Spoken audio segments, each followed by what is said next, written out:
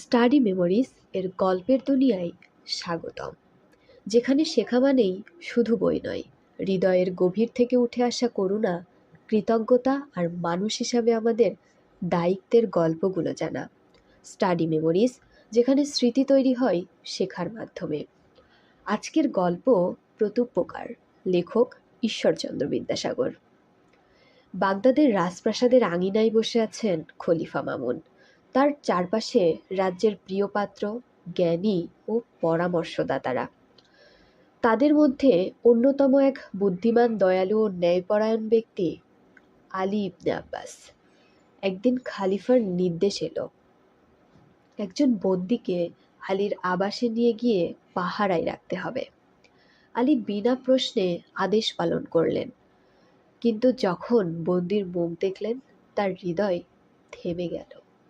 এই মানুষটিই তো সেই দেমাস্কের ব্যক্তি, যিনি একদিন নিজের জীবনের ঝুঁকি নিয়ে আলীর প্রাণ বাঁচিয়েছিলেন।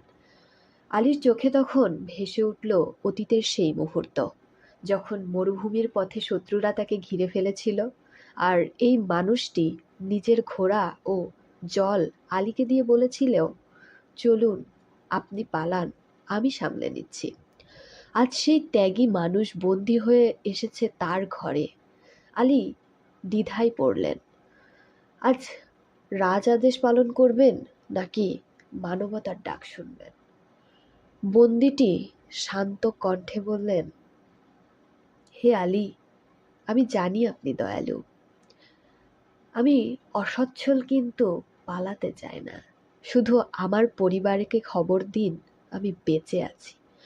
আলীর চোখে জল এসে গেল। তিনি ভাবলেন, যে একদিন আমার জন্য নিজের জীবন ঝুঁকিতে ফেলেছিল, তার প্রতি অবিচার করা কি আমার উচিত?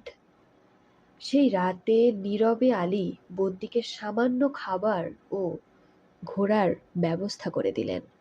বন্দি বললেন, আপনার নাম যেন কখনো কোনো বিপদে না আসে।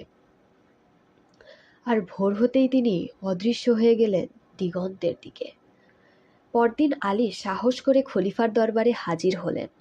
বিনয়ের সঙ্গে বললেন, হে খলিফা, এই মানুষটি অপরাধী নয়, সে এক মহৎ হৃদয়ের অধিকারী। তার প্রাণ রক্ষা করুন। খলিফা প্রথমে বিস্মিত হলেন, পরে তদন্তের আদেশ দিলেন। ফলাফল জানার পর দেখা গেল আলীর কথাই সত্য। খলিফা আবেগে বললেন, আলী, তুমি শুধু এক মানুষের জীবন বাঁচাওনি, মানবতার মর্যাদা রক্ষা করেছ। তিনি বন্দীকে মুক্তি দিলেন, আর দিলেন মূল্যবান উপহার ও অর্থ।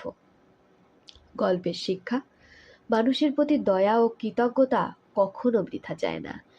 একসময় তুমি যার উপকার করো, সেই হয়তো তোমার জীবনে এক উজ্জ্বল প্রতিদান হয়ে ফিরে আসে।